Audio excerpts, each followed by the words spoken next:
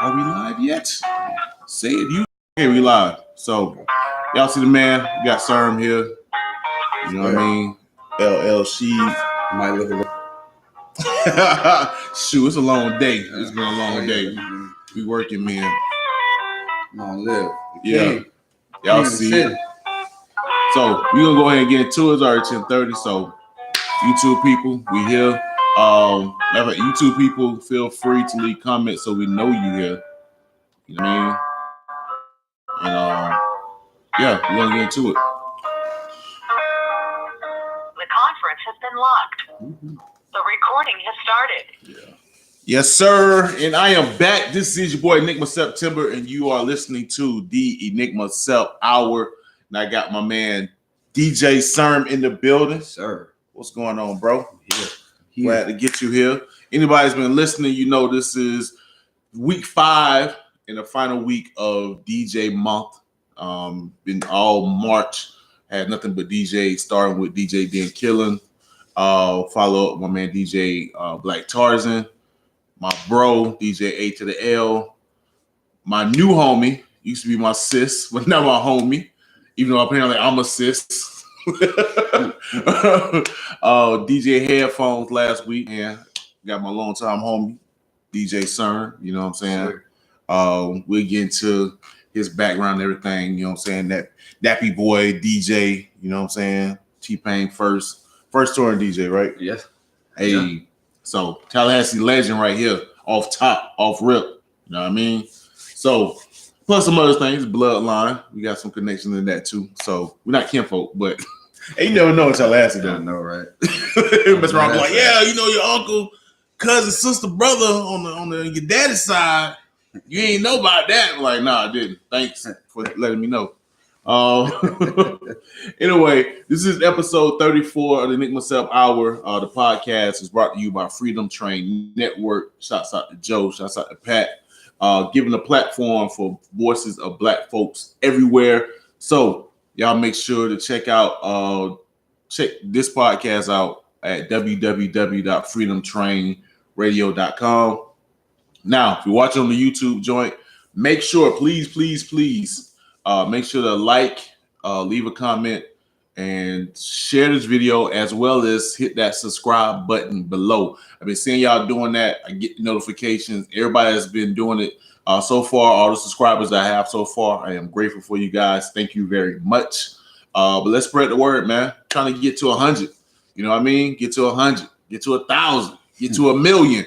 And then I probably can buy y'all stuff because I'd be getting paid if I get 1,000,000 subscribers. I'm pretty sure somebody we trying to give me some money. But no, man, feel free to spread the word. You know what I'm saying? Let's make this a community. If you love it, they may like it. They may like it. You may love it, whatever, however that may go. So make sure y'all do that. Also, too, those listening to the podcast, or are listening through whatever podcast group thing anyway, but you can go and check out the other past 33 episodes of the Enigma Sept Hour, presented to you by Freedom Train Radio, again at www.freedomtrainradio.com. Also, you can check it out on Google Play, you can check it out on iTunes, Stitcher, and any other podcast holder you can find. Just search the Enigma Sept Hour and it should populate, man. And you can check out all the other episodes, catch up to the community. I got to come with a beehive or something. Hey, I don't know if I'm that corny. That would be the Navy, the Army, the battalion. Hey, some kind of group camp. How we gonna do this? Also, too, anybody is out there, if you want to be included, you know what I'm saying, outside of just leaving comments on the YouTube episodes, or hit me up on Twitter or whatever. If you want to be really a part of the Enigma Sept Hour, feel free to make a drop, especially any artists out there, producers, any creators. If you got a chance to record your voice, which you should be able to do it on your phone, you know what I'm saying? Just make a short recording, send me the MP3 at enigmasept@gmail.com. That's Enigma, the short version of September, sept@gmail.com. Yo, just shout your name out, shout with who and what you represent. And then add the tag. You are listening to the Enigma Sept Hour. You got time, baby. And boom, You know what I'm saying? I play. Hey, you get famous overnight to 67 people at the very least. That's how many subscribers I got on YouTube right now. But no, feel free to do that, man, and just go from there. So before I get into the first track, you know what I'm saying, I want to give a RIP to the Philly battle rap.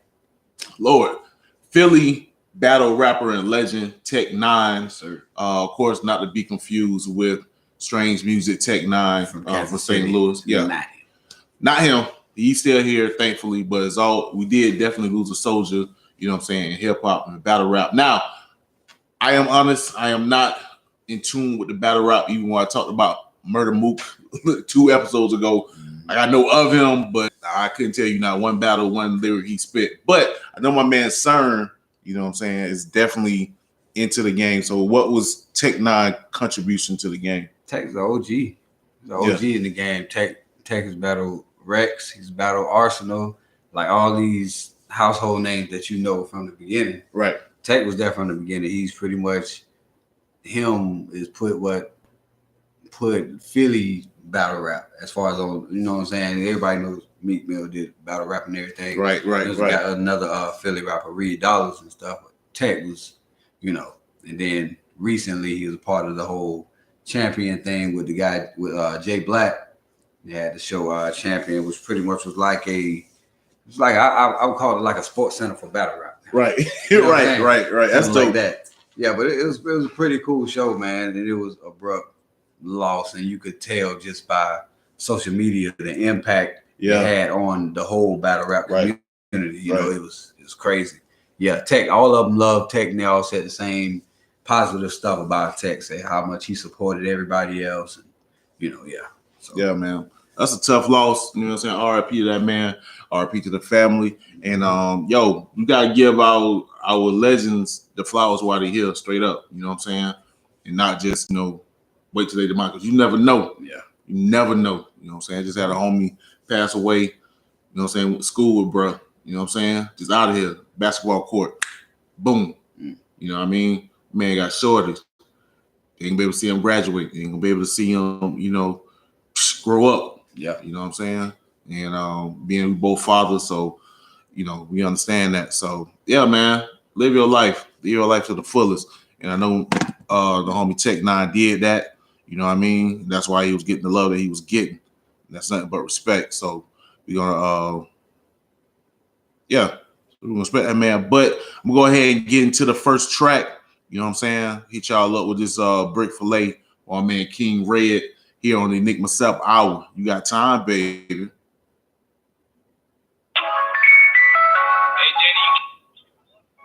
Yeah, man.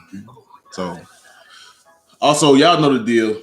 If you're watching, again, hit that subscribe button. But yeah, normally what I do when we get down to the music, I just put it on mute. Still can hear because it's so loud, but I put it on mute doing the broadcast. So you guys can go and listen to the podcast and not just this. I give y'all incentives to go over there. I just thought about though? This so like this was not my intent because I just thought about this. It's almost like Joe Budden because they can't play the music on the YouTube joint. That's basically what I'm doing. Man, forget y'all. If y'all think I ain't trying to be no Joe Budden, I started doing podcasts before he did. Screw that guy. I've been doing this since 2008. How about that? Check my credentials. Go to Blog Talk Radio. You can check all my past episodes over there. But yeah, so I do that just so give them incentives or whatever. If you get everything here, you won't have to go to Freedom Train Radio. I don't want to do that because my man Joe and Pat gotta get these views. Or these listens rather. We're marauders of ears. Shouts out to Tribe Called Quest. Midnight. It's almost midnight too. Yeah, we midnight marauders in this thing. And eyeballs marauders. Yeah, man. How the kids doing though, bro? They good. They good about driving crazy. Oh, boys. Man, I heard boys be having the energy though. Well, imagine 3. Right. But the 2-year-old is trying to keep up with the 5 and 10-year-old. Oh, what's the 2-year-old name? Isaiah. Isaiah. All right. I got beef with Isaiah. Yeah, Tyler just got his first little mohawk today. Tyler cool. Justin, I was gonna be cool. Tyler, he 2. Justin got a little scuffle today. Nah, Tyler, he 2 years old. He got beef. Nah, Tyler 5. Not Isaiah 2. Isaiah. Isaiah made my daughter. I don't like little boys. I don't like no little boy. He's growing his locks out too. So. Oh, for real? That's wild. That's Looks like mama. All right, and we back. This is Enigma Sept Hour again. Got my man DJ Serm. I feel bad for my man's. I don't feel bad to add back. Much more respect. You got 3 little boys. 3 of them. Yeah. Mackenzie is enough for me. My That's guys. a little girl. Those are my guys. Yeah. These are crazy, but They gonna have you back. That's the crazy. Yeah. They got each other back. What you gonna do, son? Yeah. Now my daughter just straight. What you want? What you want? What? You want that? All right, let's go. Yo, let's get to it. Just play King Red Brick-fil-A, you know what I'm saying, which played that to go into the first segment. I wanted to get into the hip-hop showcase we had last week, which your boy spit his little quick 16 doing my man j.see set. But yeah, just wanted to get into that little joint. Everybody was pretty much dope, in my opinion. Like everybody did their thing. Shouts out to Sincere the Misfit. His joint was dope, you know what I'm saying? Real was it spiritual field, if you will. You know what I mean? My man really came with a lot of feeling. It was just dope. He was like mostly singing, but it came, you tell it came hard. Shouts out to b.moore, you know what I'm saying, doing his thing. He came with the whole clique. Shouts out to what's my man? Ray Bitton, they came out, you know, Matt LaFleur, all that whole clique or whatever, you know what I'm saying, supported their boy. He did his thing. My man ro-thoro, of course, killed it. j.see was all right. You know what I'm saying? He was straight until I got on stage, and you know what I'm saying? I had to rip it. And that's what I do. I get on stage and I bring nothing but fire. You know what I'm saying? j.see knew what it was, and that's why I had to come and do what I do. And my man Tarif Knockout, of course, knocked it out, killed it. You know what I'm saying? Shouts out to a local rapper himself. You know what I'm saying? The Supernova. Yeah. The Supernova. Try to get them white numbers. We see you. Again, my man King Red killed that shit when he dropped the Brick-fil-A. I was hyped. I was all on stage, but I was all in the crowd throwing bowls like it was 2002. You know what I mean? And also, too, speaking of my man Matt LaFleur, yo, so they had a cipher, right? My man Facey, who will be on the show next week, so y'all stay tuned for that.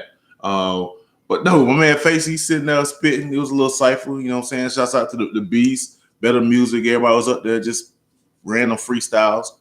All of a sudden, my man Matt just started like battling Facey, like, yo, you ain't this, son, and you ain't that.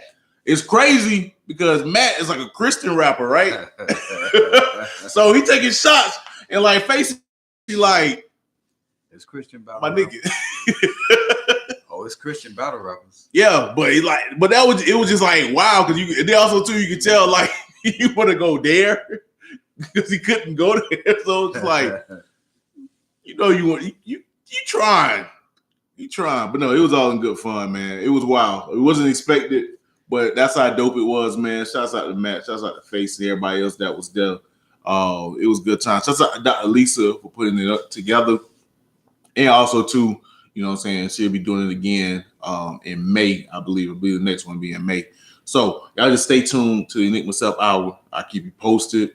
Check me out on Twitter, Instagram, all that. You know what I'm saying? I repost all that stuff. So, but yeah, if you missed the last show, you missed a treat. And also too, man, shout out to DJ Full Effect on the wheels and steel. You know what I'm saying? Keeping everything rolling. He did his thing as well. So, yeah, man, let's get into these other topics. You know what I'm saying? I be eating up my time. Y'all tell me I be talking too much. I told y'all leave comments so I know what I'm doing here. You know what I mean? Who we had? Oh, first I want to get into. All right, so 50 Cent apparently clowning Young Buck for sleeping with a trans woman. You know what I mean? I don't know. 50 Cent sound like a buster, bro. Honestly, I feel like that's supposed to be your man's, at least at some point. I know they had their history or whatever. 50 gonna be 50. Yeah, but I don't know. That's some sucker shit. You know what I mean? Like, he's done that before. Yeah. But I get this, people respect him, like, yo, you know what I'm saying? He made money or whatever. You know what I'm saying? He did the vitamin water thing, he got the power thing, cool. But it's like, nigga, don't you get tired of that shit? Like, you over 40, my nigga. Like, why is you clowning niggas because niggas got caught up? You know what I'm saying? You just said something about Wendy Williams situation. Yeah, like, bro, like, you got younger niggas doing the troll shit now. Like, you can leave that be and just be like, you know what? I'm good. Yeah. I'm gonna be like, you gonna be as famous as you gonna be. You know what I'm saying? Like, how much of a chip on your shoulder you got? You just feel like, you know what I'm saying? You got clown people who at some point you call it your brother. Yeah, I think he's gonna be 50 to the end. Yeah, he gonna always be like that. I think. I ain't got time for that. I'm sorry. Nope, not me. Maybe because I'm a Libra. I like harmony, peace. Everybody relax, chill out. You going through something. I may have some jokes, but other than that, they ain't tripping. Also, too, in hip hop news, you had this guy Lil Nas X. I don't know where the hell he came from, but apparently he had a song that was going up the hot country charts, and the Hot 100. And then they decide to take it out. No, Hot 100, Hot Country charts, and then also top R&B and hip hop. But they decided to take his song off of the list for whatever reason. They said it didn't have enough elements, country elements. A lot of people call him bullshit. That's a nice way to say because he's black. Yeah, basically, bro. And you know what I'm saying? I did a little quick research, not a lot, but I knew, I was like, yo, especially nowadays, because you got a lot of country music, a lot of newer country acts that are mixing up hip hop and they shit. Mm-hmm. And one act I knew for sure was Florida Georgia Line. Yeah. And I've been to a Florida Georgia Line show, and I was surprised.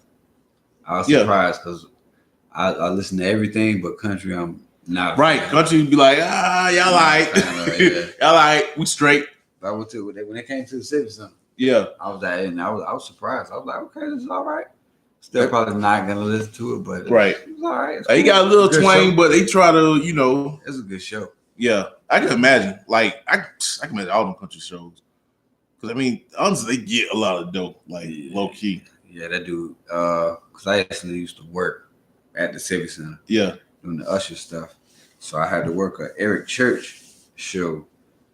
And this dude, I'm talking about, he's doing this show, and you don't notice this like 30-foot demon figure thing that's coming up in the back of the Civic Center. Right. It's like this huge thing. It's standing up with his hand out like this, moving from side to side. It's like the devil is standing in the back of the goddamn Civic Center. Right. With while dude's performing, people start getting up and like walking out, like what's really going on? Yeah. No, I could. Yeah. But then I can imagine most country fans are probably like super religious, so they're like, nah, bro, we ain't with this. His name is Erick Church. Yeah, right. That's probably what it was. He's like, all right, y'all think this church? All right, we gonna see. But yeah, but yo, Genius, what up, bro? Appreciate the support, man.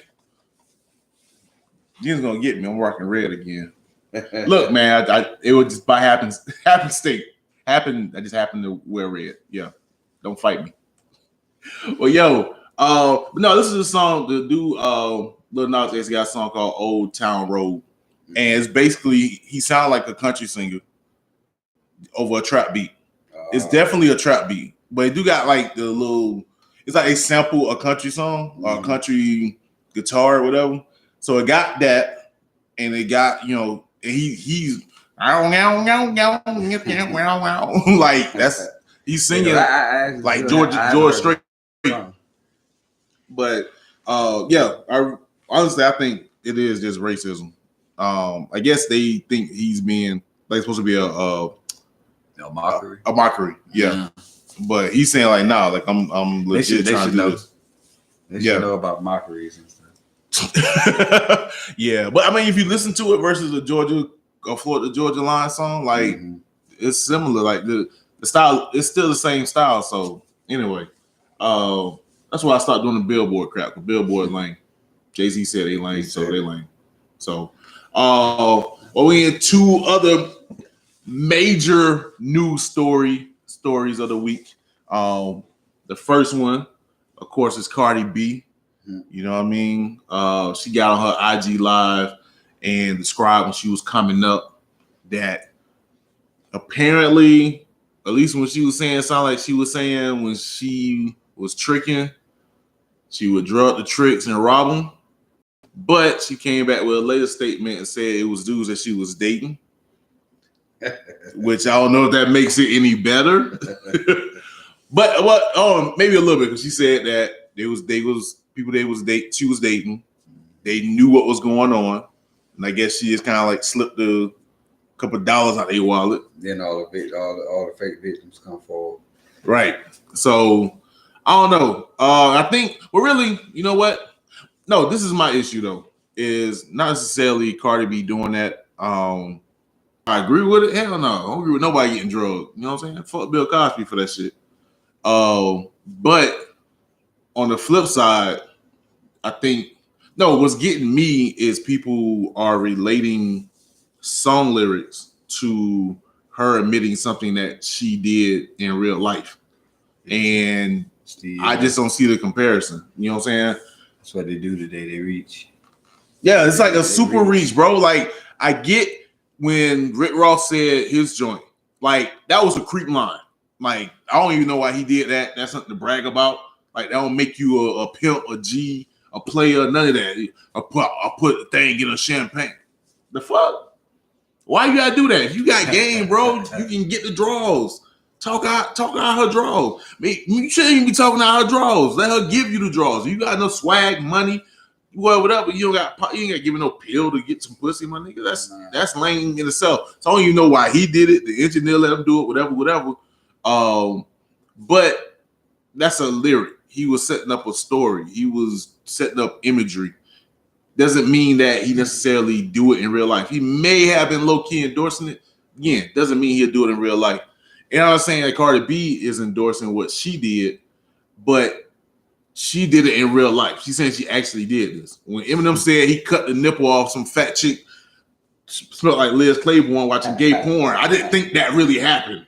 You know what I'm saying? Like, I knew that it was imagery. Even with Biggie, most egregious line ever. She looked so good, I want to suck on her daddy's dick. Yeah. I'm pretty sure Biggie didn't want to suck on anybody's daddy's dick or any dick at all. But you do have rappers that want to, take stuff out of content. Especially back then, you had rappers that want to be the sickest. You know what I'm saying? I want to say the illest line. I want to say something that nobody else could fuck with. So, yeah, you have rappers that say sick stuff. Doesn't mean they're actually doing it. Matter of fact, Eminem said it in one of the songs. I know y'all say I say this stuff. Don't mean I actually go out and do it or will do it. You know what I'm saying? So to go back to go and say what this person said, this person say that compared to what Cardi B said she did in real life, like that's not comparable. Like stop that shit. But it did make me think of one thing, and honestly, I give this to you guys to holler at me about what you think is the ideal of being on IG or being on any social media. Is a person or a celebrity or a personality, even like myself, I'm not famous. Are you more so an artist or are you yourself? Because I'm seeing people making that comparison as if she did it in a rap lyric or something. But I when I thought about it, I was like, what if they consider her, even if she been on IG Live, she did it, and this was like IG Live from like years ago, apparently.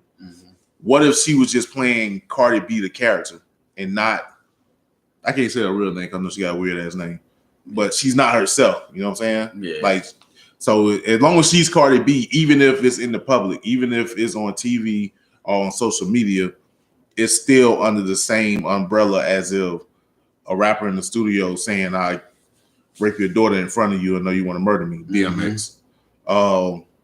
Yeah. I don't, man. Yeah. When people just say stuff, it's like no proof, or they just like saying stuff, even on live and stuff, I'd be like, all right, how do I know that that's true? Right. You got to take it with a grain of salt. I'd be like, how do I know that's true? Right. Man? And people are, today, all you got to do is say it. Oh, it's true. It's true. And you got to know it. Down Yeah. your throat. All you got to do is say it. They don't need no proof or nothing. Just say it. But y'all let me know. Those is listening, either the podcast or YouTube, hit me up in the comments. If you don't listen to the podcast, just leave me a comment on Twitter, hit me on Facebook, whatever. Let me know.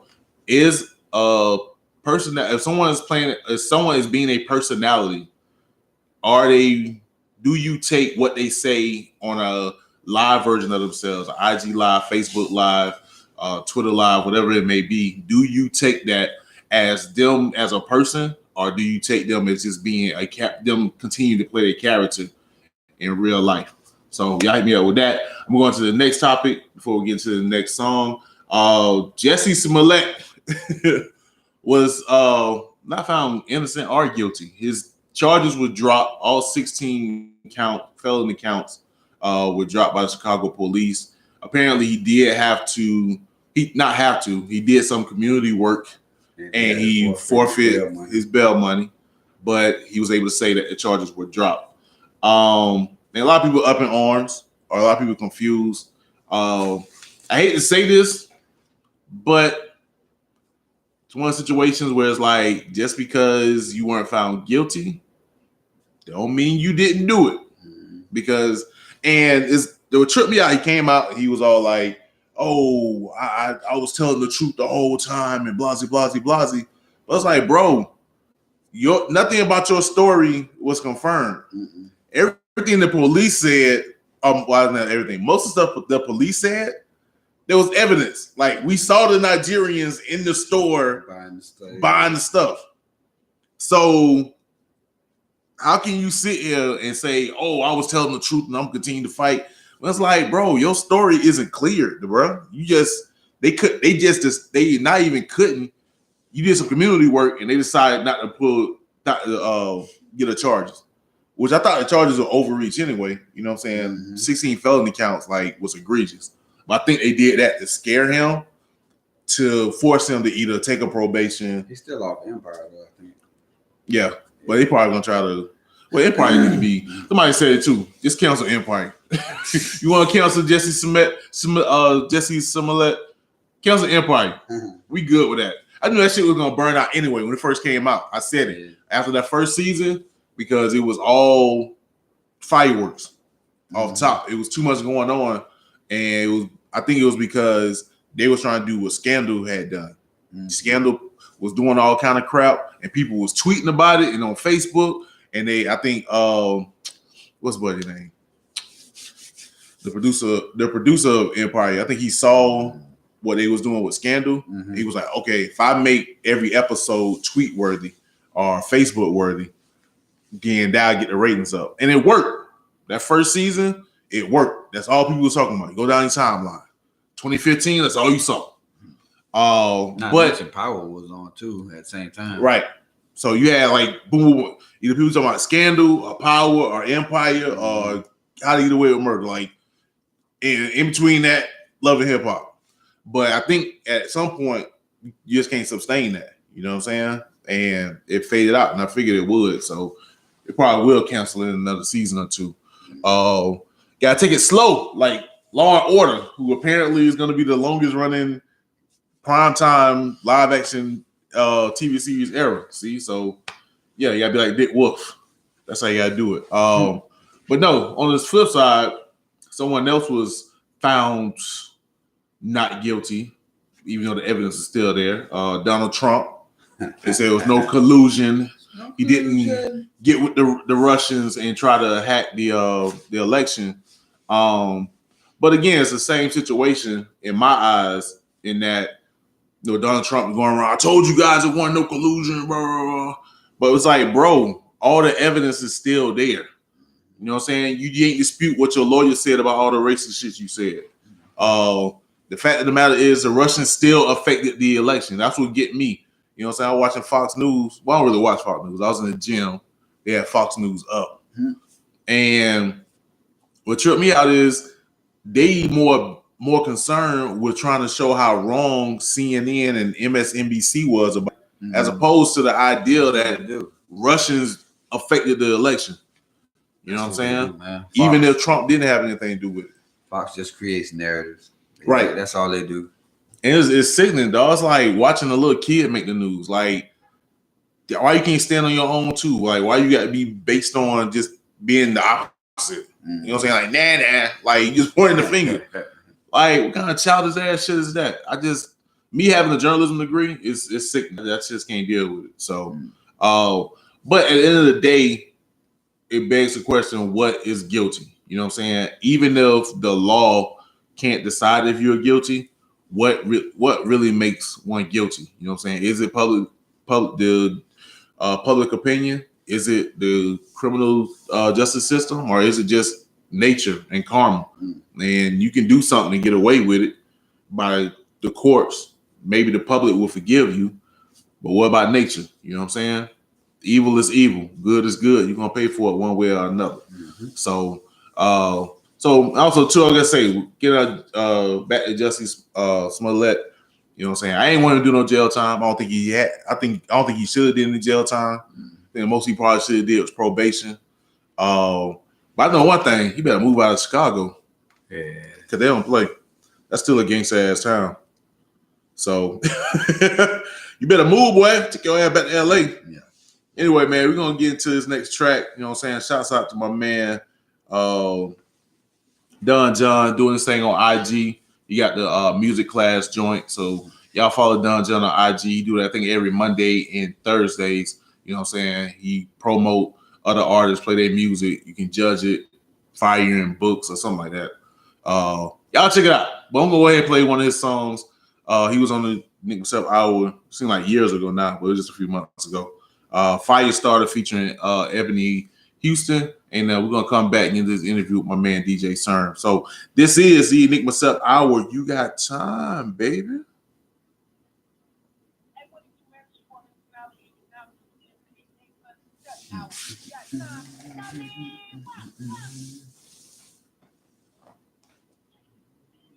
Oh, shoot. Oh.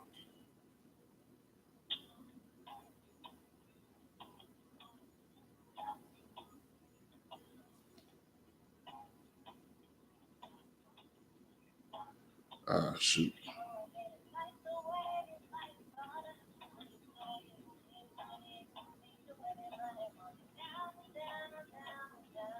Man. I'm gonna be mad. Shoot. Dang. Man, yeah, the sound, that whole part, that sound quality part gonna be piss poor. They ain't have it on speaker. Dang. They'll be all right. As long as we get the interview part, I'll be all right. I ain't worrying about all that. Jibber jabber. Man. Yeah, so y'all watching the YouTube, y'all may want to enjoy whatever ranting I went through, because the sound quality on the podcast for that little section maybe a tad off. You should be able to hear me because I was being super loud. My man Serm didn't say much, so yeah, golly. I need an assistant. That's what I need. You get somebody in there and be like, all right, I'm gonna work this for you. You just focus on talking. Jeez. I did that before. I did that one time before, but it was just like you can hear me, but it just sounded way far away. Like it's like you was eavesdropping on the conversation versus it being like right there in your face. Oh well.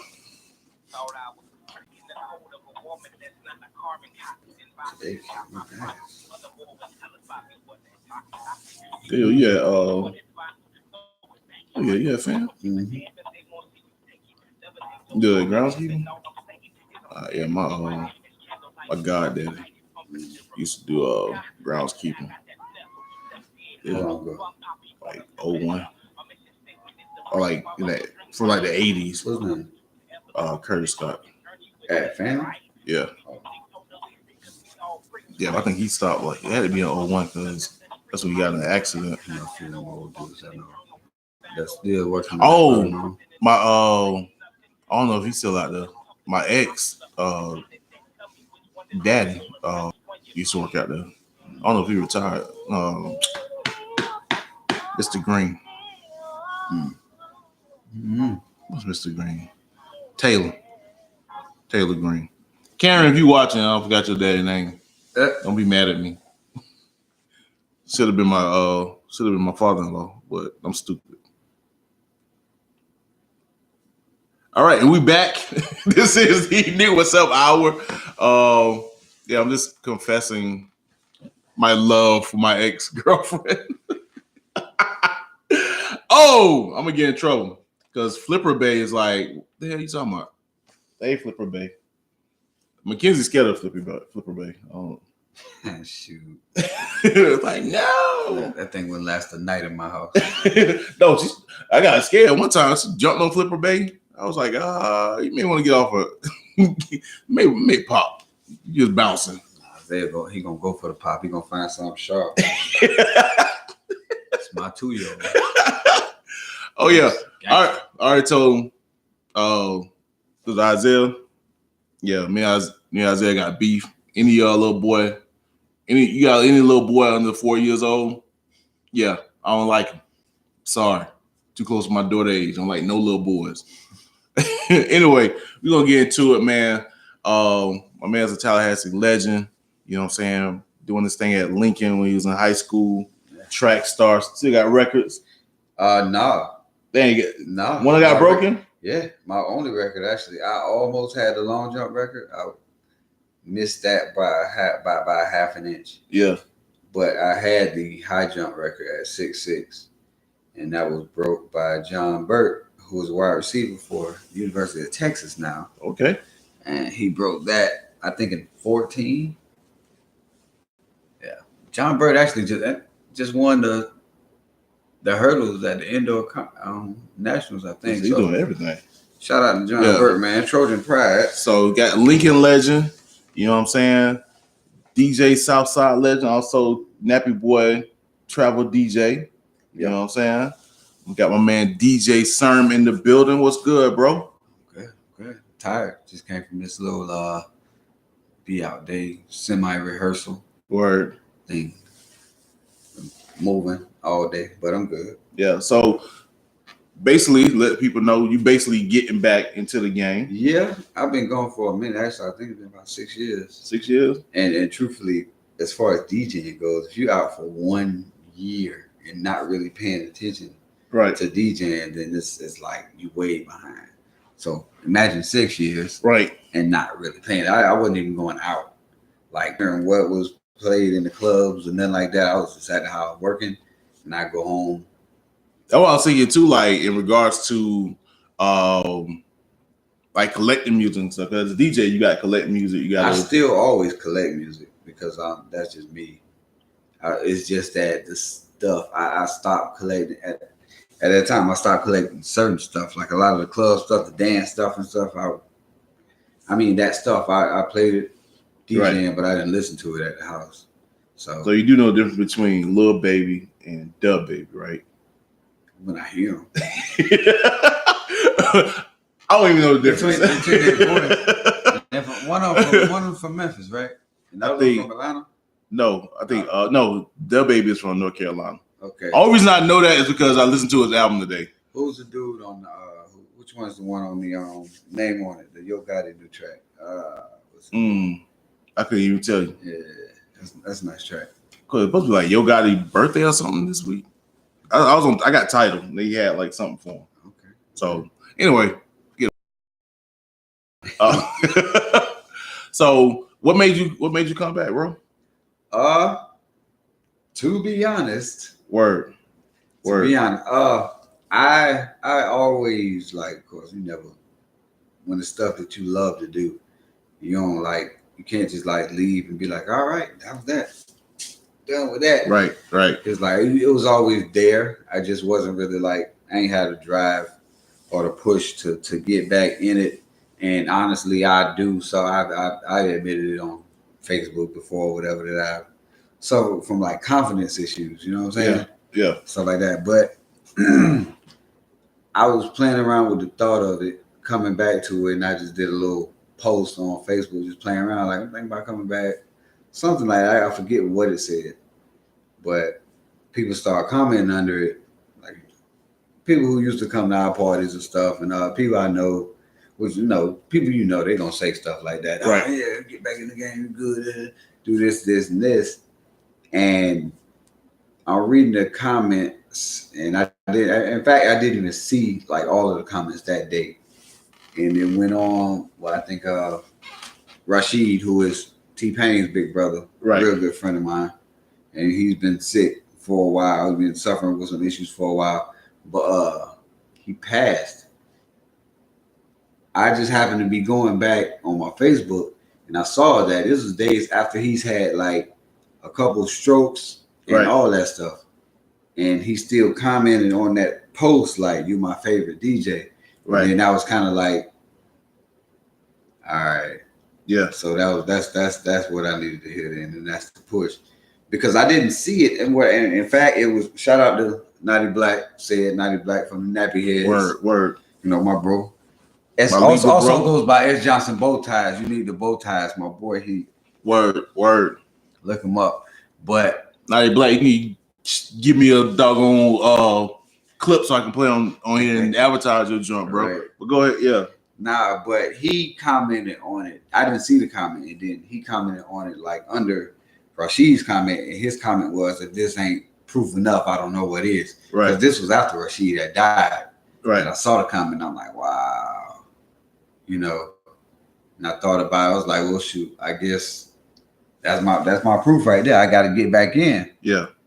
And then I kept thinking, like, why not? If you love doing something like, oh, why not? Why leave something that you love to do to go, do something just for a check? Right. And my thing too, like I've been saying with all the DJs, like I don't understand why people want to be rappers versus trying to be DJs, because you can DJ almost at any age. You know what I'm saying? Like even if it's just small gigs and birthday parties, whatever, you can still do something. You know what I'm saying? As opposed to being a rapper, especially if you want to go like mainstream, like it's pretty much age limited. You know what I'm saying? Like I can't go around and say I want a deal. I'm not saying it's impossible, but I look mad crazy. I'm pretty sure my baby mama look at me crazy because she's like, you need to go to your job. Yeah, it's kind of like the DJ. It's kind of a Florida thing in the sense that it's not just Florida, but still, a lot of the times here in Florida, though, the DJ is more popular than an artist. Right. That's why a lot of kids, other places, all they want, I want that FaceTime. I want to be an artist. I want to be, most of them nowadays, they don't. A lot of these new kids, they don't love it like that. As far as like, oh, but that's the thing about it, like even creating. Even if you ain't like, I'm trying to get rich. But even that's my thing though. Like even if you're trying to get rich, trying to be famous, whatever. Like to me, being a DJ will get you that quicker than like a rapper. Mm-hmm. Rappers to me, it seems like in the culture like at the bottom of the totem pole. Because you begging everybody else for something. Even if you are a horrible DJ, you can always get work. Right, that's what I'm saying. So it's like you try to get money, that would be the way. You can always hustle that. Mm-hmm. You know what I'm saying? But speaking of like, because being that again, RIP the Rashid. But how did A, you get into DJing, and then B, how did you end up hooking up with not just the Nappy Heads but with T-Pain? I was at FAMU on a track and field scholarship. Y'all see me throwing these fangs out, sir. I was at FAMU on a track and field scholarship, and me and my best friend Cario. So Cario, yeah, we were staying together in these apartments called Vantage Point, which was over by FAMU. It's on Eugenia Street. Yeah. Now it sits in between the two sets of townhouses. But cool fact, my grandfather built Vantage Point apartments. Cooler fact. Cooler fact. Again, I got my journalism degree from FAMU, but I actually started in SBI. I was in the 5-year master's program, MBA program that was created by none other than your grandmother, my grandma, Civil Mother. Dr. Civil, the late great extraordinary Dr. Civil Mobley. You know what I mean? So you got legendary just all in your bloodline. Yeah. Granddaddy and your grandma just doing things. Yeah, you see Otis Mobley. You can see his plaque up in the inside the Lawson Center. He's in the Athletics Hall of Fame at FAM. Yeah. And then you had, my dad was section leader in the 100. My mom was a cheerleader at FAMU. Yeah, just all through the bloodline. So your sons is like, hey. I got recruited. I got recruited for track by Howard and Hampton recruited me too. But it was kind of like, why would I go there? Right. Why would I go there? So part of me thinks I should have left Tallahassee. Yeah, I know. But that's just how it goes. Right. So how did the DJ thing pop off? My bad. I told y'all I was tired of this camera. Right. I just came on rehearsal. That's how it works. All right. So me and DeCario lived together in these apartments. Right next door was two guys, DJ Virginia Slim and DJ J Will. Yeah. Like a lot of people from back in the day remember J Will. Yeah. Slim and whatnot, Jay from Texas and whatnot. They lived right next to me. And I used to see him through the window because he had these Technique 1200s that sat on the table right in front of the window. And I always saw DJing and stuff, and it's like, that's pretty cool. I'd probably do that. I love music a lot. I could probably do that. Right.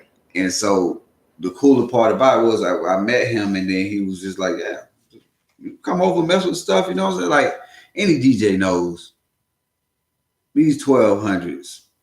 And then more so than that, your needles and how expensive most people's needles are. Right. You just don't let anybody touch it, especially somebody who never DJed before. But he was cool. It was like, practice, man. Do what you do, Jay. You know what I'm saying? Do it, whatever. And I kind of caught on pretty quick. I'd be in this house for hours, just in there sweating, just playing around with stuff, sounding horrible. You know what I'm saying? Sounding terrible. Trying to mix this and that in it's crazy. It sounded stupid. But then, after a while, it kind of clicked with me. He'd be in the room studying and stuff, but I wouldn't know that he'd be listening. And he came out one day, he was like, yo, you getting kind of straight. If you want, you could just, you could do your own parties and stuff, which is, this man went from letting me practice on his turntables, his expensive turntables, right, to now letting me use his equipment to make my own money and not charging me for it or nothing. Yo, that's wild. Like speakers and all, like, hey, do your thing, man. Do what you do. Always, I'm forever indebted to J Will for that. And then it kind of moved on from there. After I started doing like little house parties here and there, I met a group of these Haitian guys called Drop Zone Entertainment. And they went to FAM, my boy Cocaine, Dutch, and Sonny, and all these Haitian dudes. Right. And they were like, the guy Cocaine was like, or Teddy was like, you should come be a DJ for our entertainment thing or whatnot. We throw parties and stuff. We need a DJ. It's like, all right, cool. I'll do it. Through that, I met Skipper Chuck. R.I.B. Skipper Chuck. Right. Definitely. Bum. Yes, definitely. Through that, I met Skipper Chuck. And I like to tell people, actually, rewind. Before I met Skipper Chuck, I met Dap. Okay. I was doing the stuff with Drop Zone. That kind of fell off. And Drop Zone kind of broke up. Most of them moved back to Miami and whatnot. Right. And so I was just kind of me, DJ Serm, doing little parties here and there. And DJ Magic, not the one from Miami, but the DJ Magic from Tampa that used to DJ here in Tallahassee, he was Tallahassee Out Boy. He got in touch with me. They were doing the thing at B-Dubs at the time, the Hot Boy Tuesdays. Right. But they was playing the music inside BW3s. And the speakers blew. And was like, we need speakers for this. Not just like J Will, let them use the speakers free of charge or whatnot. Yeah, cool. This is for the love, I know y'all cool people. And they were kind of like, hey, after a while, I would just bring them out to him every week, every Tuesday for free. I'm not charging him nothing. And I came there one day and he was like, Marco and that Marco Mall, who's over. Right, yeah. He was doing like graphics and stuff, didn't he? Yeah, Marco's actually in Miami with this company called Florida Film House. He's down to making movies. Dang, dog, like you naming names like, yeah, taking me back. Like I remember the name J. Will, I remember Marco Mall, I remember of course, everybody remember Skipper Chuck, man. Yeah. Like, yeah. Damn. That and Marco sat down, like you really been looking out and you ain't asked for nothing, and then like we want you to be a hot boy DJ. From that, started doing the hot boy thing. And I tell people like this, like J. Will taught me the techniques, everything, like where this chord goes here. Right. This is how you take care of the needles. This is how you know what I'm saying, this, and this. That taught me how to put on a party. This is how you do promo. This is how you do this and this and that. We need to get out here and tag all these telephone poles and stuff all through the city. That taught me how to throw a party. Skipper Chuck taught me how to rock a party. Right. Nobody rock. I still say to this day, nobody rock a party like Skipper Chuck. Skipper Chuck was one of the few people to where we used to do Skyline together. That was one of my first DJ gigs with Drop Zone. I would do the early, and he'd come on and do after me. It was his night. Right. I just was the opening DJ. Warm it up, yeah. And then I would leave and actually go do the after party at CC's Pizza. Hey, God, throwbacks. God, leave me old, dog. that was all Drop Zone, you know? And that's where I used to listen to Chuck, and it would get to the end of the night, and he throwing like those old school songs, Luther and all this stuff, have people singing. Right. And they turn on all the lights in the club and nobody would leave. Nobody would leave. Everybody in there singing all these old school music and stuff. Man, and that I took that with me. Like I said, nobody ever. I've never seen anybody do what Skipper Chuck used to do here. Yeah, we lost him real young. Man. Yeah, he was only 23 at the time. Yeah, I remember that happened. I think I knew somebody that knew him, and I knew somebody that knew the person that was in the other car. Mm-hmm. But yeah, it was just, I remember that was devastating to like everybody, man. Yeah, but it's pretty much how I got into DJing. Yeah. And from there, I was with the Hot Boys for a while. I'm still a Hot Boy today. Right. From there, it was kind of like I knew Pain and the Nappy Heads because we all Tallahassee. Right. We all from Tallahassee. I'm from the South Side, just like Ridge Road and all them. That's on the South Side. I'm from Appalachian Ridge. You know what I mean? You know, I'm from everywhere in the South Side. Jim Lee Country Club, Magnolia. Before Appalachian Ridge, it was on Hillside Drive over behind South City. Yeah. But I knew of the Nappy Heads. I didn't know. The only one I actually knew personally was Doughboy.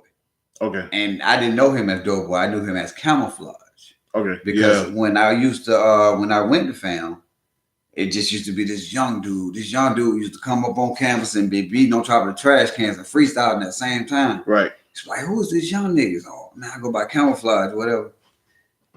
Years later, find out he's Doughboy. Right. He's Doughboy from Nappy Heads or whatnot. But Pain came up to me one night at a club and was like, Serm, all these dudes think I'm playing, but I really want to DJ. Mm. Me being Serm, okay, let's DJ. Right. He's like, nah. He's like, because he would ask people and they'd be like, nah, I kind of got my thing going one night. I was like, nah, man, do it with me. Right. Perry's Lounge. That's when we started that, because before that we were working with Pain. Right. We were the Hot Boy. We were doing the Black and Mild Mondays thing at Monroe's. Right. And that was hosted by Pain, but he wasn't a DJ yet. He was just T-Pain. He had just released the Street Rapper Turn Singer album. Right. That's when he was going around with the thing on the little chain with the HUD cap. Yeah. I remember all that. Yeah. But and he says like, I want to DJ, man. It's like, okay, let's DJ. And then it's like Pain, like anybody who knows Pain knows when it comes to anything musical, he just got to touch it for a little bit. And he got it. Yeah. And he got it. He mastered it. He got it. And so Pain started DJing and he got it just like that. And it was like we started calling ourselves the arsonists and whatnot.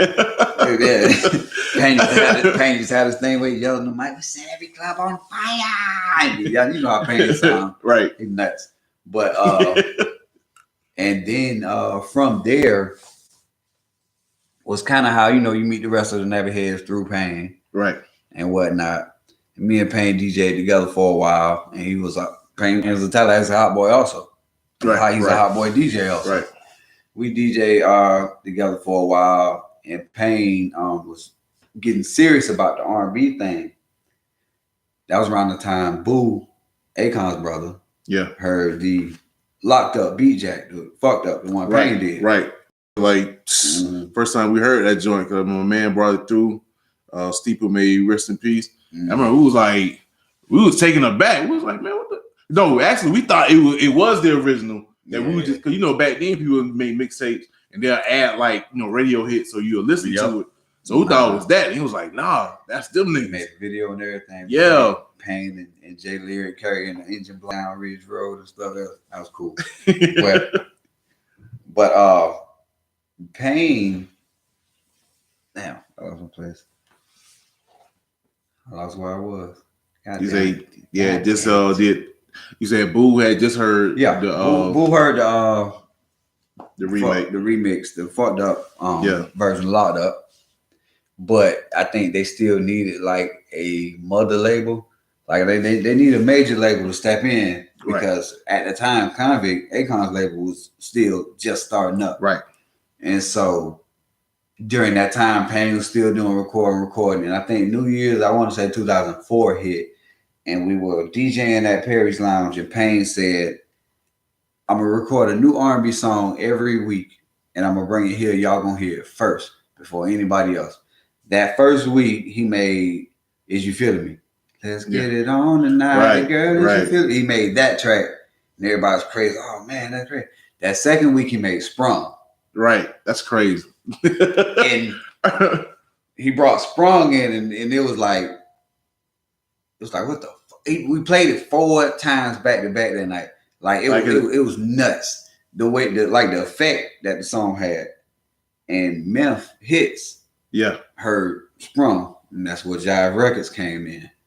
And Pain was like, Pain's told this story before about him sitting in front. It got like real bad to point the lights off at the house. And he's sitting in front of the house, like ready to like say, forget music. I'm gonna do whatever. And Boo came and like, look, we trying to sign you. What's up? What you trying to do? And Pain was like, we could leave tonight. Right. Left for Atlanta or whatnot. But then he was gone for maybe a couple weeks. And then he grabbed J. Lyriq. Right. J. Lyriq left. His backup singer, who went as his backup singer. He grabbed it. No, it was Tay first, because Tay was like his hype man. That's Tay Dizzle. Yeah, Tay Dizzle. Yeah. He was like his hype man. He went by the side, Tay Dizzle, the sidekick at the time. And then he grabbed J. Lyriq. Then he came back, Serm, I need you to be my DJ. So that was about 05. Rest is pretty much history from that. I DJ'd for Pain for about a year and ended up back here in Tallahassee. It didn't work out like I wanted it to. What was the issue? I mean, that would be my dream to be like, yo, I got this rising star. We in the vans. We going, you know what I'm saying, place to place. Look, that shit hits you. And it moves so fast. It moves so fast. And if you're not ready for that, for when it take off, if you're not ready, it could mess you up. That would kind of make me think, bro. Like I try to tell people, like, I mean, I can't even imagine you being there, because I can imagine like when he popped off, like to me it seemed like I know my man Jay Hot was here. He was like, it was more of an energy. Like when he popped off, more people was kind of like, yo, if he get it, we can do it. Yep. For me, on the flip side, it was like that shit took not the wind out of people's sails, but it was almost like, because it was like a lightning in a bottle. Mm-hmm. It was like on some like lightning struck. It was like, oh shit, like is shit gonna pop off ever again? Because that was some crazy shit. Yeah. But then like it was still just for just again, just the energy just in the city was crazy. So I can only imagine like being right there. You know what I'm saying? Like you're in the middle of the tornado. Oh yeah, Pain's a special. But man, I always put it like this because a lot of people be like, if Pain did this and Pain did that, so I can do this. But I ain't seen too many people from the city as talented as Pain. Right. All around talent. We got plenty of people that can sing their ass off. We got plenty of people that can rap their ass off. We got dope ass producers from right out the city. But I haven't seen like a collective as like Pain, like this, being in the studio with this dude, like sitting there watching him record. Like, okay, let's say, trying to think of one of the songs. Anyway, any of his songs. Yeah.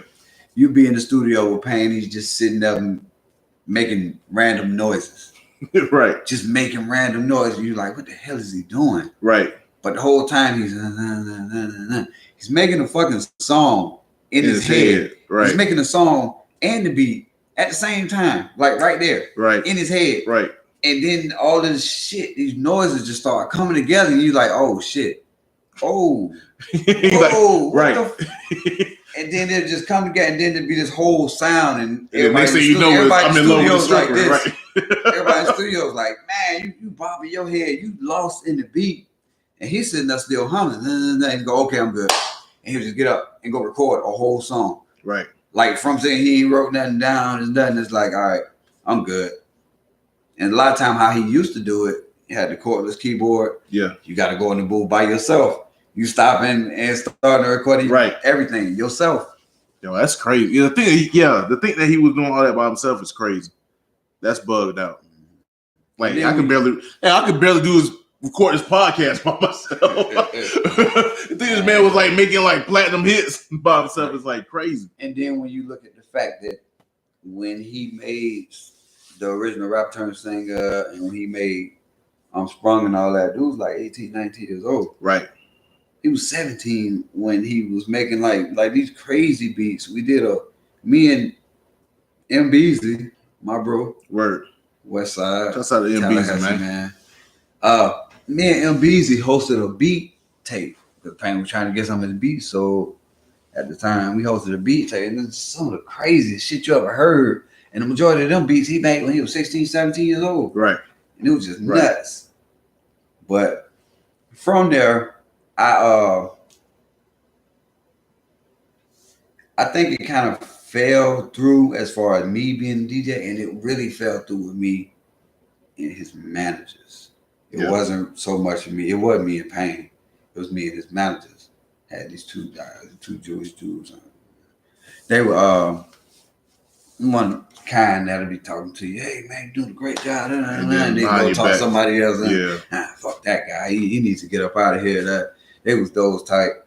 And I think what started it between us, it was a show we came back, one of TJ's DJs, one of the music conferences we performed at. Right.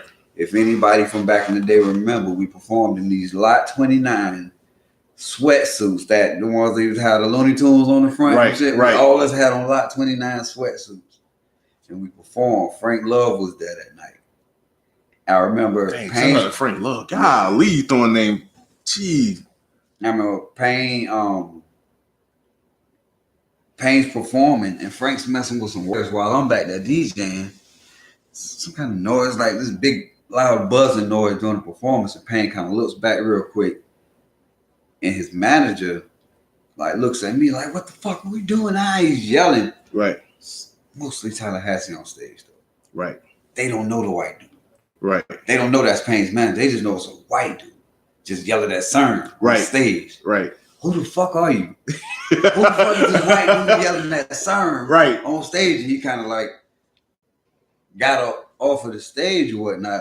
They didn't know who he was. And I think it was kind of salty from then. And then I'm giving y'all real shit right now. And then the 106 in Park performance. We performed on 106 in Park, which of course on TV everything was smooth and everything. But before that, did not go smooth because, in all honesty, I believe it was on purpose, but we used to do shows off an instant replay machine. Right. Pretty much just press a button and it's a song for each button. We went to 106 Park. We were leaving the La Park Meridian in Manhattan Hotel. And they told us put all the bags on the cart. Bags are gonna come to the studio to BET behind us. Right. Hey, I got a replay machine. Put that on there too. That's on me. Right. That's on me. Cause I know that's my baby. That's a replay machine. Nah. That don't go on there. That stays right here in my lap. It'll ride my lap. It's good.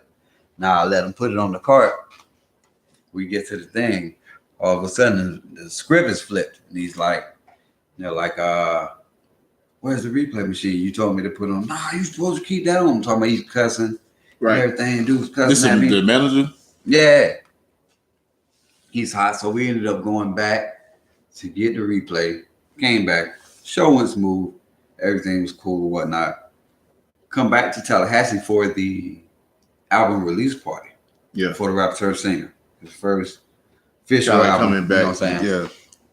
And after the album release party, it was kind of like the manager told me, "Sir, you stay here in Tallahassee.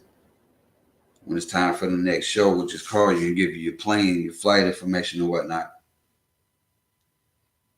That was the end of it right there. Damn. That was the end of it right there. I stayed in Tallahassee.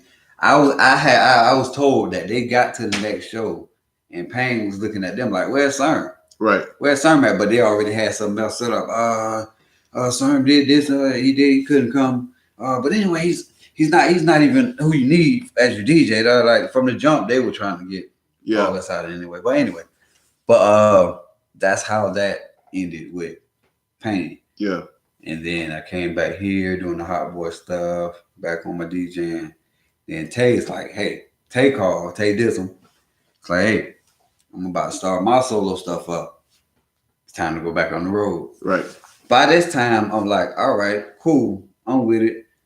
But I've been there before. So now it's like, all right, I got my eyes open.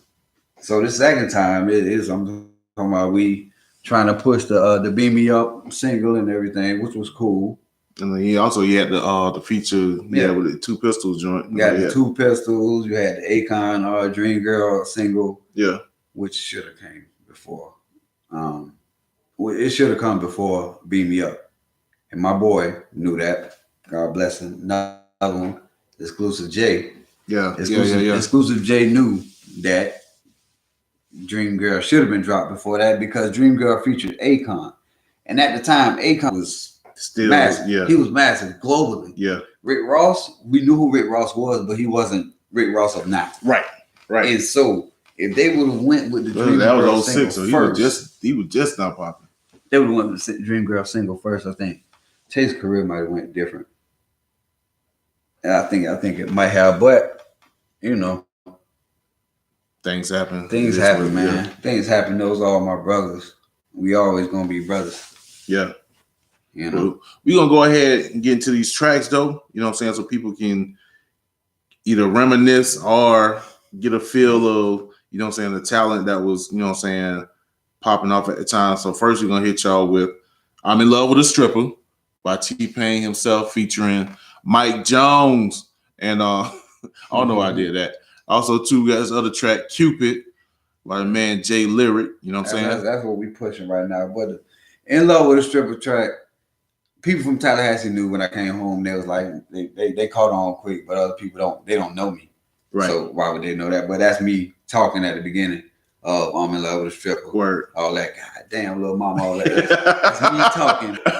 And the fun fact about that is we recorded that at Stank On Your Studios, and I was shaking just talking in the booth because Big Boy from Outkast was standing at the studio door like this. He was on a phone call, but he was just standing there. And I'm like, I don't get starstruck, bro. But it's certain people, you know, it's like, oh shit, that's fucking Big Boy, dude. Bro, like I just got jealous. I super just got jealous right now. Like, first you was just Stank On Your Studio, recorded. And then you had Big Boy there, bro. I'm in Love with a Stripper was recorded there. A couple a lot of that album was recorded there. That's crazy. Stank on Hill and Patchwork. Yeah. In Atlanta.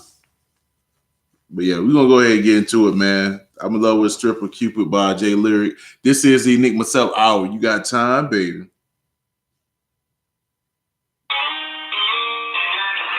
Damn, little mama. Bro, I gotta confess, I ain't know that was you. Yeah. Golly. You get, hey, I don't know this man for some time. I probably know you back in the day without even knowing it. Probably. But I never knew that was, that's crazy, dog. The thing, like, Bit was, in fact, Bit Boy didn't have to be there. The fact that y'all was in Stank Only Studios, dog.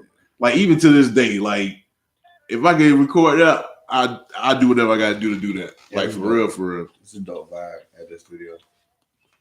Said Spirit Bobby Brown still lit up. I mean, he's still alive, but right.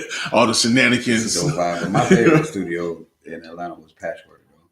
Yeah. I like Patchwork, man. It's dope. Bone Crush album blew my eardrums like Patchwork. He was recording the joint. He was up in the break room. We was just playing pool. Me, Tay, and James, J Lyriq. Yeah. And we smoking. We was up there smoking, playing pool. Then Gangsta Boo and Lil Chat came upstairs. They lit up one. All us up there smoking. We just chilling. Right. Everybody talking, having like normal ass conversations. All us in there talking. Bone Crusher coming in.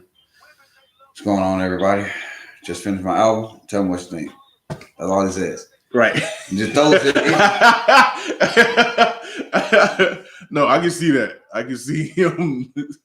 Hey, what you got? Yeah, that's crazy. Yeah, man. He's like, and he throws it in and sits down and he starts smoking. But he sits down and he turns the shit all the way up. And it was that second album, that Vainglorious album that got a whole bunch of singing and that on it. Oh my God. My shit was hurting. And he just sitting there like, all that curly hair just like this nigga. No, the visual is so strong in my head, bro. It's crazy.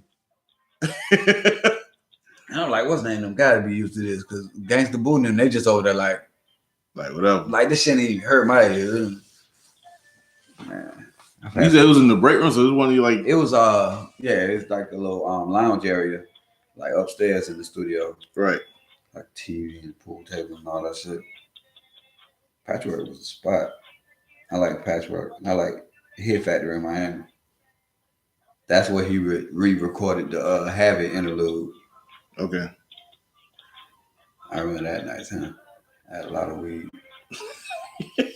And I was the only smoker. Payne wasn't smoking. Payne smoked? Payne smoked for a little bit. When we first got out there, Payne smoked fucking cigarettes. That's crazy. Yeah, and they made him start doing that shit. He got off of those. He got on the weed for a little bit. And then he got back off of that. I don't think he don't smoke nothing now, I don't think. Yeah, and I seen somebody was talking about him drinking. I was just like, they was making like he was like an alcoholic. I'm like, nah, to me, he never came up with the issue. That was one of the issues with the label he just left. Because he easily talked about that, about how, they kind of flipped the script on him. They would like do something and then like, watch he come in here drunk to get people. That in people mind, watch Payne come in here, he gonna be drunk and start flipping out. Then when they do something purposely to piss him off, or do something that gonna get him hot, and he start flipping. See, look, I told you he was drunk. That's crazy, bro. Yeah. It's industry shading. It is definitely. What is this girl talking about? The wifey. Mm-hmm. I was thinking you thinking about with the Haitians. I was like, oh, you was getting that practice in. Yeah, man. What's crazy about that? I dated girls not dated, but messed with girls while I was in college. And then I would just find out after I met them that they was Haitian. I was like, what? Am I just attracted to Haitians? That might be, bro. That might be what it is.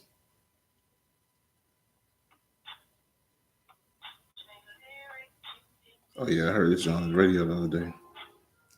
Pushing right now. gonna be the last song of the show.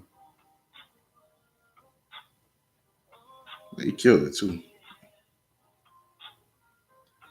Let's see what I can find.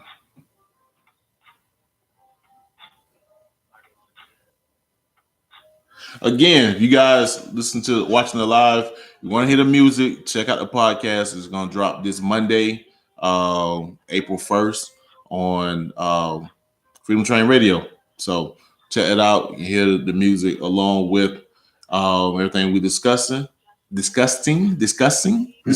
talking about, and yeah, go from there. Damn, let me see something.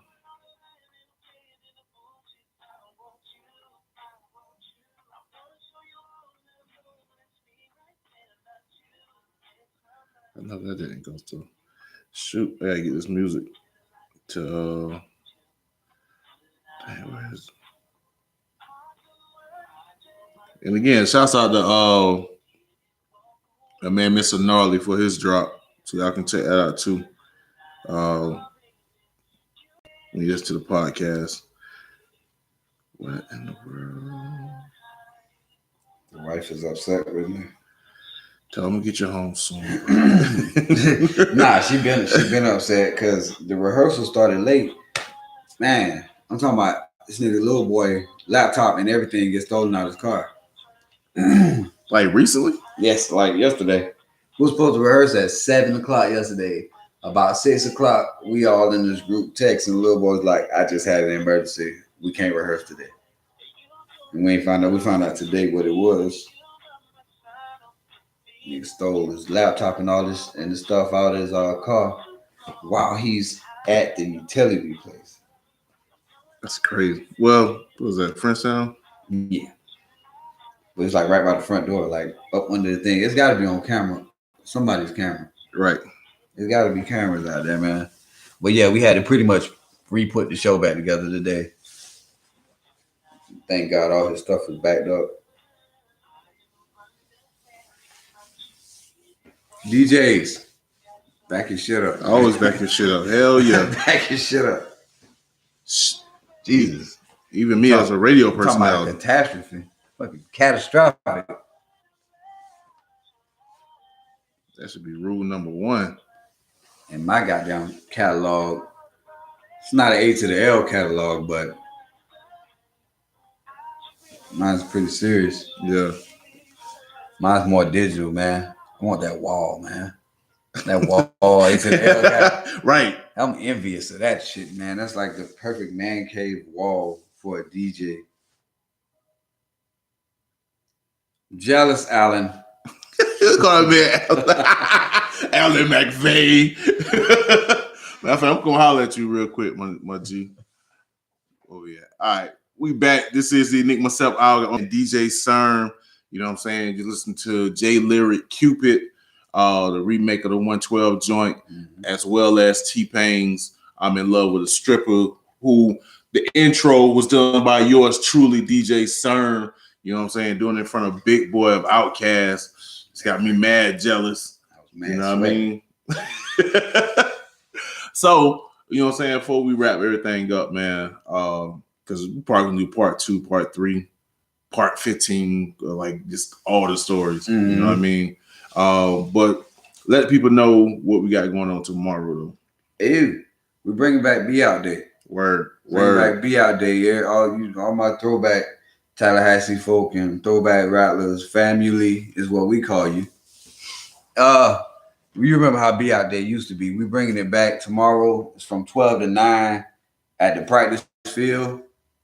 During that time at 2, the spring game, the orange and green game, starts. I'm probably be back. I'm gonna try to be in there because I want to take some shots, some pictures. But that starts from at 2. I think E-Zone and DAP are DJing during that. And during the spring game, March 100 gives a live, like a full halftime.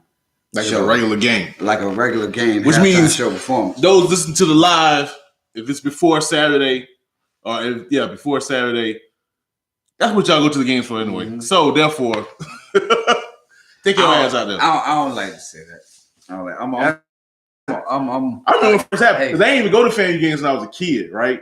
So the first time I went to a FAMU game, I was in college. So I'm sitting there like, all right, cool, marching 108 things. Let's go to the second half. All of a sudden, people start leaving. I'm looking like, man, what the? See, it was different for me because I've been going to FAMU games since I was a baby. Right. Since I was a baby, so I was always focused on just the football. Right. So while people were like, "Oh, I'm just going for the band," I used to hear people, "I'm just going for the band," and I'd be like, "Bro, man, like." I have a set, like, speaking of that, I said I wanted to get some shots. Highest of 7 Hills is my second Instagram page. It's pretty much dedicated to FAMU football. My love for my school, FAMU, and for FAMU football. Serm _7 Hills is my regular Instagram, but highest of 7 Hills, that's my FAMU football page, Instagram and whatnot. But like I was saying, you got the spring game, March 100 performs at halftime. After the spring game, then it's back to the field. Well, people still be on the field because Be Out Day is going on from 12 all the way to 9. But that's when the performances start. It's called a Hot Boy / Nappy Boy reunion. We performing, but we kind of DJing too. We gonna party. Right. It's pretty much what we're gonna do. We're gonna party. Me, DJ Lil Boy, Tay Dizzum, and J Lyriq. We gonna party. Loose Kids DJing the whole Be Out Day event. Word. And then after that, jam. K Michelle is the headliner. K Michelle performs after the spring game, and we go on 7:20. Is what time we go on. Right before K Michelle. That's dope. So hey, fun. Y'all out there on the live joint, make sure y'all check that out. If you watching this later on in the future, sucks to be you. Should have been paying attention and watching the live joint. Also too, those listen to the podcast. It's Monday. You missed out. Should have went out. Need to bring Kapalua back. That's what man. Look, man, yo, that season. People trying to be good, man. Kapalua bring the devil out, bro. I remember Mr. Kapalua with Outkast, and I thought it was straight. I was like, man, I see him again. And then like a year later, it was like, we ain't touring no more. No, man. And I thought it was a wrap. I was like, I missed my one chance to see Outkast, but I was able to see him in Atlanta in 2014. Shouts out my play sister Raven. That's buying the tickets I went to was Luke. See, that's why you said it was trouble. That's when Luke used to pull up with the whole bus, right? The Luke bus. Shouts out to Roy Woods and his Luke story. Yes. Yes, I let my ass out because I know it's fact. Right. Roy's a rattler himself. Pull up and you hear it coming down the street. Hey, it's Florida. Y'all be talking shit by our state. Tripping on wheels. Don't be tripping. Yeah. So how can people get in contact with you? I know you give them your Instagram, but how can they get in contact with you? Rather, if they want to get at you as a DJ, also too, let them know about the mixes you got on SoundCloud. Oh, yeah. My SoundCloud page is called Millard Street. It's pretty much, that's the street in Appalachian Ridge that I grew up on. But that's the name of my SoundCloud page. I got, it's pretty much, I like to call it like travel music and house cleaning music because it's one track mixes that I give you. I have a whole section of slow mixes and I do feature mixes where it might be just best of all my favorite tracks from a certain artist. Yeah, this is the Bob Marley joint. Right. That was dope. Yeah. Yeah. You saw the Jungle Book cover. That's not complete. That's a teaser kind of. But I do have a lot of other mixes on the Millard Street. Yeah. thing. So you can go to that on SoundCloud, Millard Street. And like I said, Instagram, Serm _7 Hills with a Z on the end. Other Instagram for my football heads. Highest of 7 Hills with a Z on the end. And I mean, my Facebook for family, so yeah, I don't give that out. So anyway, man, it was glad to have you here. Speaking of family, you gotta get back to your family. Hey, my wife, I love you. I'm on the way. Yo, I've literally already ruined her night because our rehearsal was behind and whatnot. She was supposed to go out tonight and everything. So I ruined her night. I am sorry, sweetheart. I love you. I'm pretty sure you make it to the house. I also want to say I love y'all relationship. I love y'all. Like y'all go out, y'all hang out, whatever. I think last time I seen y'all was the day I got drunk. I think I was dumb drunk that night. It was your birthday, bro. I got dumb drunk. Matter of fact, we ain't gonna talk about that on air, man. That's the ain't get dumb drunk. I just didn't eat. That was the problem. That's what it was. I didn't eat. I remember. Always eat, but I ain't started drinking until I was 30. So I'm still a little rookie. I'm a sophomore. I ain't like the cats been drinking since they been in college. Anyway, man, I'm glad you was on here. I wish I had more time. We already took an hour and a half. This is Enigma Sept hour and a half. Hour anyway. But also too, if y'all want any more information regarding getting in contact with Serm and follow him on Instagram or whatever. If you watching the Instagram, watching my YouTube, that information will be down below. You know what I'm saying? You can click the links and get in contact with them, as well as any other information that I have set up down there. So y'all make sure y'all hit those links and check him out, follow him, and everything else. Let him know where you heard of him and from, whatever, if you haven't already, because he's famous. And he was in the studio in front of Big Boy. Yo, next week in April, I got the legend himself, Facey, will be on the show, be on the Enigma Sept Hour. So that should be entertaining because my man's wild. He like licking the cooter, apparently. That's his thing. Hopefully we'll learn more than that about him. But anything, my brother. Hey. Shouts out to you, Facey. Anyway, Facey. That makes his name is Facey. You just made a connection. God damn. Oh, yeah. Speaking of being damn, no. Shouts out my man Erick Dayz though. He just dropped his new project, A Day to Cry, A Day to Laugh. You can check that out on all your streaming apps. And I'm gonna go ahead and also too, he of course was on the Enigma Sept Hour a few months ago. So I'm gonna go ahead and play his track while we head up out of here. Yo, shouts out to everybody, all the subscribers. Shouts out to you, everybody listening, everybody promoting, telling people, showing support. I'm appreciative of all of that. Y'all continue doing it. You know what I'm saying? Let's build this thing up, man. And yeah. And I feel sad it's the end of the DJ month. I had fun with all the DJs that showed me love. It was hard doing on the Friday nights because you got things. Definitely long live R.I.P. Long live the King Sheed. You know what I mean? Spirit lives on. More so than just being T-Pain big brother. The man was truly, I told y'all this when he passed, truly a spirit in Tallahassee. The same story you said about him getting you the DJ. My man Nuke was saying he told him to get back in the game, and that's why he's doing what he's doing. And rest in peace to Exclusive J. Word. Who also used to tell me all the time that I was his favorite DJ. Word. Or whatnot. Rest in peace, Exclusive J. Rest in peace to my cousin Jared. Word. My cousin Jared, aka Squeak, aka if you're from Duval County, you know him as Swerve. That's still unsolved, but yeah, that was heartbreaking, bro. Hey. That's like the trees, man. I know she's probably only the person I see repping as hard as you for homie, man. That's cuz. Yeah. That's cuz. Yeah.